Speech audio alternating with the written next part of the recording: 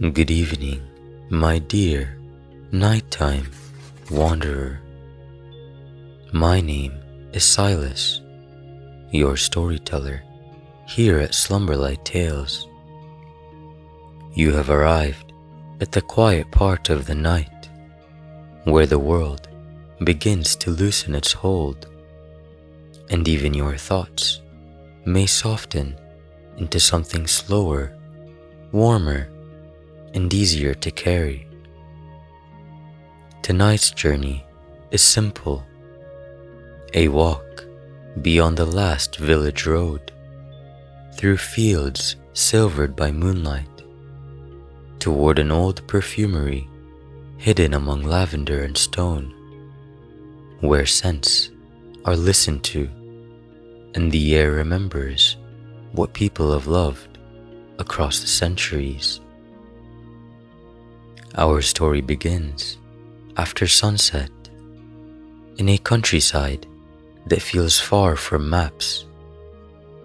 You are walking along a narrow path between harvested lavender fields. Low silver rows stretch away on either side of you. The soil is pale and dry, and each step releases the faintest scent of crushed herb, dust, and warm stone cooling after a long day. There is no village behind you now, only the path, the fields, and the low hills beneath a deep blue sky. You are not lost. You simply follow the road until it became a lane, and the lane until it became a footpath, and the footpath until it seemed to belong more to moonlight than to any ordinary place. A breeze moves once across the fields, carrying cedarwood, beeswax, bitter orange peel, something resinous and golden, and something floral that feels as if it has been resting in glass for 100 years. You walk slowly now. Ahead, near a stand of cypress trees, a warm light glows. At first, you think it is a farmhouse. Then you see that the building is smaller and older than that. Pale stone, dark roof tiles, narrow windows shining softly from within. No sign hangs outside, no customers, yet it sits among the fields with such quiet certainty that it feels as if the land has kept it hidden until evening. A wooden door waits beneath a small stone arch. Beside it, a copper lamp burns steadily, its glass darkened by age. Above the lintel is a carved sprig of lavender, worn smooth by years of weather. You knock, and for a moment, nothing happens. Then a voice calls from inside. Come in, if you are kind to quiet places. The words are calm, almost amused. You open the door, and warmth meets you. Then fragrance. Not perfume in the sharp, polished sense. This is deeper, softer, alive with patience. Set our shelves, dried petals, beeswax candles, amber resin, glass toppers, old paper, lavender, and cool stone walls after dusk. The room is larger than the building outside suggested.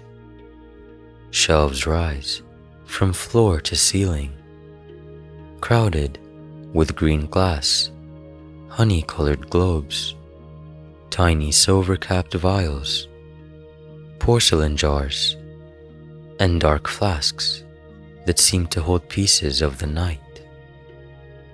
Copper pipes run along one wall through small alembics and coils. A broad work table holds scales, funnels, glass rods, folded cloths, bowls of dried herbs, and little boxes whose contents remain hidden. At the far end, beneath a lamp the color of old amber, the perfumer stands at his workbench. He is old, though not fragile. Old in the way an olive tree is old, shaped by years into something spare, steady, and quietly enduring. His hair is white, his beard short and silver, his hands narrow and careful. Around his neck hangs a pair of small round spectacles on a black cord. He holds a glass pipette up to the lamplight. A single drop gathers at the end. He watches it with perfect attention, then lets it fall into a small crystal bottle. The drop vanishes. The room seems to breathe in. Only then does he look at you. "Good evening," he says. "Good evening," you reply. He nods, as though this is sufficient introduction for now. He does not ask who you are. He simply gestures to a wooden chair beside the work table. "You may sit if you like. I am nearly finished with something difficult." You sit. On the workbench are 5 small vials arranged in half circle: pale gold, clear green, rose, dark amber, and one almost invisible. The perfumer lifts the pale gold vial.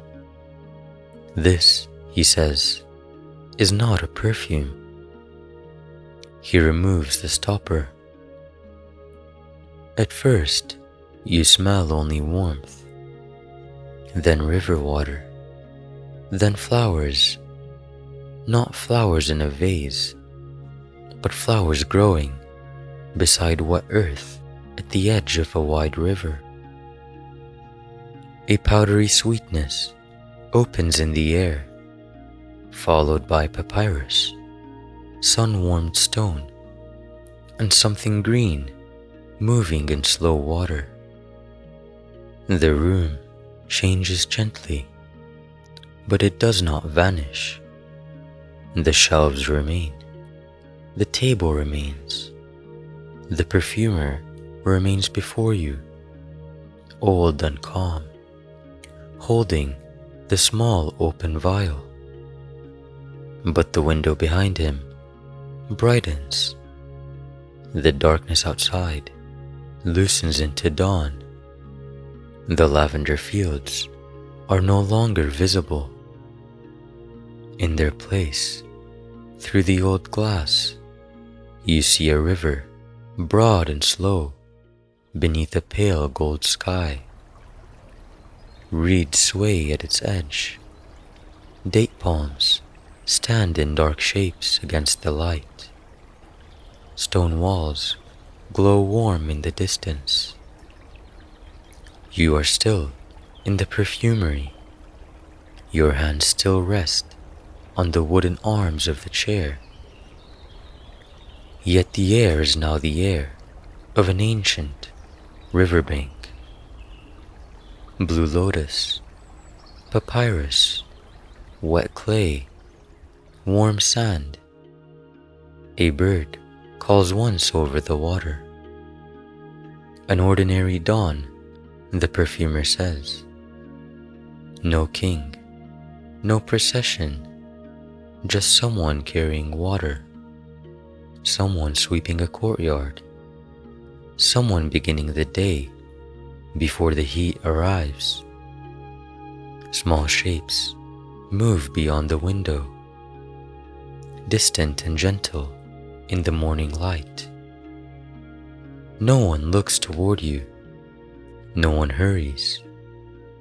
This is not travel, he says. Nothing here can be touched or changed. Scent opens the shape of the moment. That is all. You breathe in again. The smell settles somewhere deep in you, older than language, and still perfectly human. Then he replaces the stopper. The river light thins. The palms fade into cypress. The Nile becomes lavender fields beneath moonlight once more. The perfumer sets the vial down. The eyes remember places, he says, selecting the green vial. The nose remembers moments. He opens the next bottle. Rain arrives first. Soft rain, clear rain, rain that has already fallen and now rests in moss, wood, and stone. Then comes the scent of hinoki timber, wet leaves, charcoal gone cold, and a thread of incense, so delicate it seems more like breath than smoke.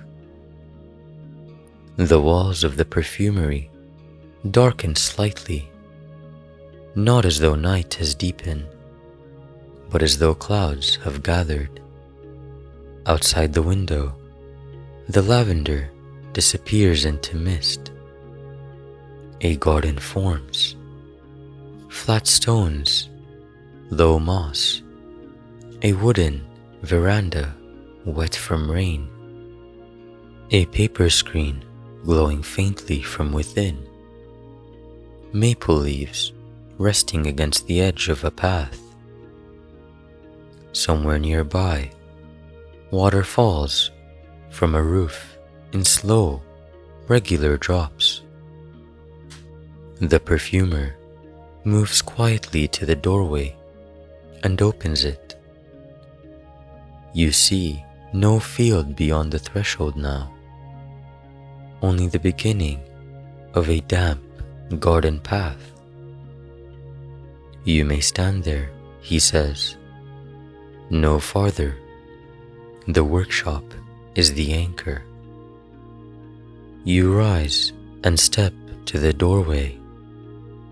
The stone threshold beneath your feet is still the threshold of the perfumery. The wooden frame is still the same old wood, but beyond it, rain clings to leaves and moss breathes coolness into the air. A figure crosses the garden in the distance, carrying a broom made of slender twigs.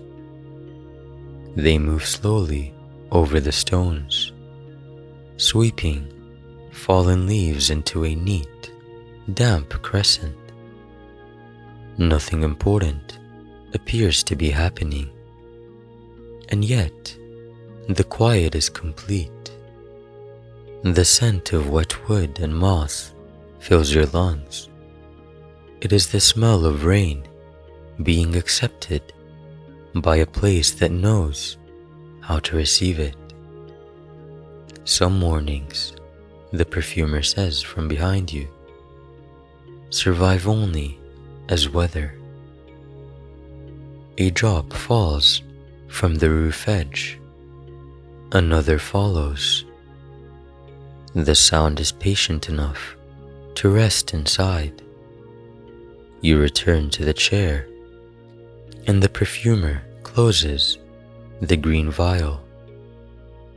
The garden softens, folds into mist, and disappears. Lavender fields return outside, silver under the moon. The third vial is rose-colored. He opens it only briefly, just long enough for warm petals, orange blossom, pale stone, and a quiet fountain to drift through the room. For a moment, a walled garden glows beyond the window. Then he closes it once more, and the moonlit lavender returns. The perfumer reaches for the dark amber vial. This one looks older than the rest. Its glass is uneven, with tiny bubbles caught inside. The stopper is sealed with black wax. He breaks the wax carefully. "Venice," he says. Then, after a pause, "Before sunrise." The scent opens immediately. Warm bread, yeast, coffee just beginning to darken in a pot. Canal water in cool air, old wood, stone steps damp from the night. A faint saltiness, not the wild salt of open sea, but the softer brine of water held between buildings. Outside the window, the fields give way to a narrow canal. The sky is still blue-gray. A bridge crosses the water in a shallow arch. Shutters remain closed above pale walls. A small bakery window glows near the corner, yellow and warm, its light spilling onto the stones. You hear the first soft knock of a wooden oar against the side of a boat, then the muted thump of dough turned on a table. The perfumery fills with the comfort of a city waking before it is ready to speak. The perfumer does not explain this one. He only closes his eyes for a moment and breathes. The smell of bread spreads through the room, grounding every other scent beneath it. Rose, cedar, lavender, rain, amber, paper, all settle around that simple warmth. You can almost feel flour on the baker's hands. A lamp glows behind the bakery window. Somewhere in the vision, someone opens a door. Not dramatically, just to begin the day.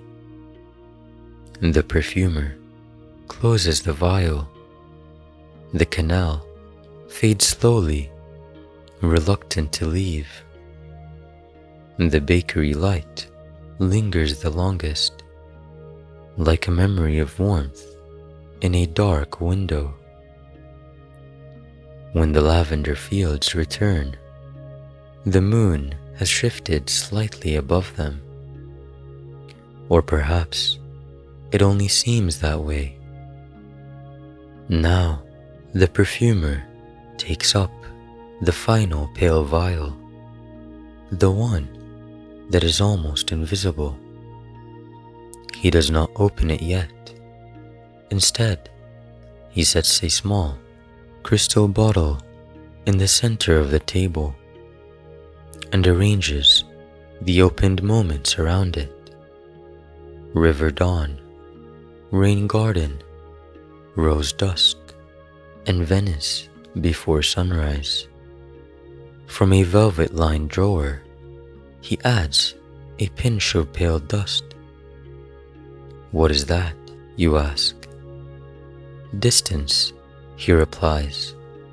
Then, almost smiling, or as close as I have ever come to distilling it.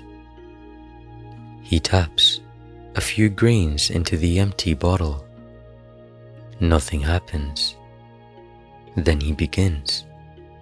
A drop from the river dawn. Warmth enters the air. A drop from the rain garden. Coolness follows. A trace of rose. A glow of evening.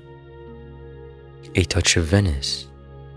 Bread, water, and blue-gray morning. The bottle remains very clear, but when it catches the lamplight, faint layers move inside it, like colors too subtle to name. The perfumer works slowly. This is not performance, it is craft. He measures by drops, then by half drops, pausing between each addition, as if scent has a sound only he has learned to hear. At last, he lifts the almost invisible vial. This one is unfinished, he says. What moment is it, you ask? He turns it in the lamplight. Tomorrow morning. You wait, thinking you have misheard. Tomorrow, you ask. Yes. There is no pride in his voice, only patience. He removes the stopper. At first, you smell nothing at all. Then, something clean. Not soap, not flowers, something before names.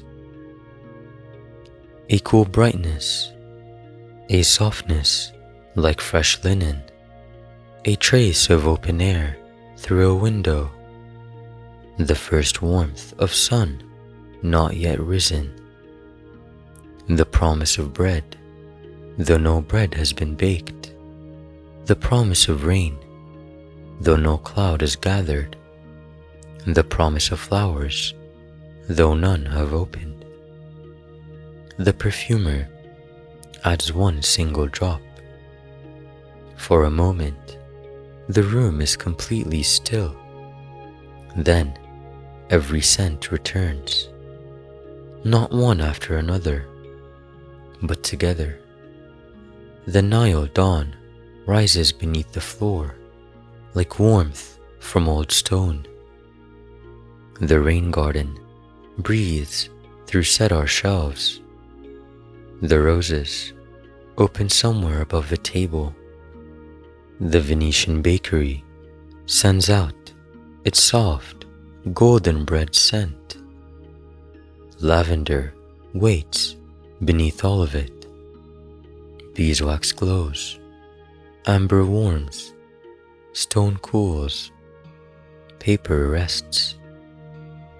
Outside the windows, the world changes, but not into one place. The lavender fields remain. Beyond them, the river glimmers.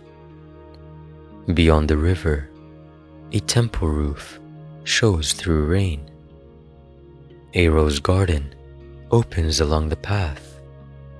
A canal reflects a pale bakery window where the cypress trees should be. Nothing overlaps harshly. Nothing competes. Each ancient moment becomes translucent, resting inside the others like layers of glass. The air is impossibly full, and yet calm. 8,000 years seem to breathe at once, and still the room remains only a room. Stone, wood, glass, lamp, old man, and quiet visitor. You understand then why he has preserved these moments. Not to escape the present, not to live in the past, but because the past is not as distant as people think. Someone once stood beside the Nile and breathed in the morning. Someone once swept wet leaves from a temple path. Someone once trimmed roses at dusk. Someone once baked bread before the city woke. And tomorrow, someone will open a window, light a lamp, steep tea, step outside, and breathe in the world again. The perfumer corks the bottle. The layered vision remains for one breath longer, then another. Slowly, the river fades, the garden softens, the canal loses its light, the roses become shadow. Only the lavender fields remain outside, silver and quiet beneath the moon. But the fragrance stays, just enough to make the room feel older, kinder, and somehow more spacious. You ask very softly, what does it smell like? The perfumer sets the bottle down. He considers the answer carefully.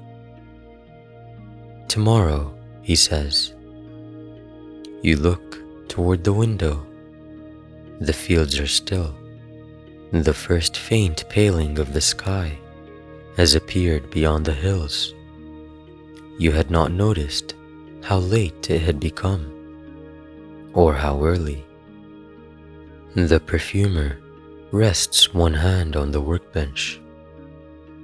Tomorrow has never been entirely new, he says. The words settle gently into the room. It is made quietly, he continues, from every yesterday that came before it. Neither of you speaks after that. There is no need. The perfume sits between you in its crystal bottle, clear and impossible, holding river dawn, rain-soaked wood, rose garden dusk, bread before sunrise, lavender fields, and the first breath of a morning that has not yet arrived. For a long while, you simply breathe. Eventually, the perfumer takes a small label from a drawer. He does not write a name on it, only a date, tomorrow's date. Then he ties it around the bottle with a piece of linen thread. When he is finished, he places the bottle on a high shelf between two others, one golden and one dark blue. It looks plain there, almost ordinary, a clear bottle among many. But you know what it holds. The perfumer walks with you to the door. The perfumery has grown quieter now. The bottles on the shelves catch the first suggestion of dawn through the windows. The beeswax candles have burned low. The copper lamp outside the door still glows, though its light is no longer needed. At the threshold, he pauses. Take the field slowly, he says. You thank him. He nods. Then he closes the door gently behind you. Outside, the air is cool. The lavender fields stretch before you in long silver rows. Beyond the hills, the sky has begun to brighten from dark blue to pearl. The world has not yet changed, and yet it feels newly connected, as if all those ancient mornings are resting quietly underneath this one.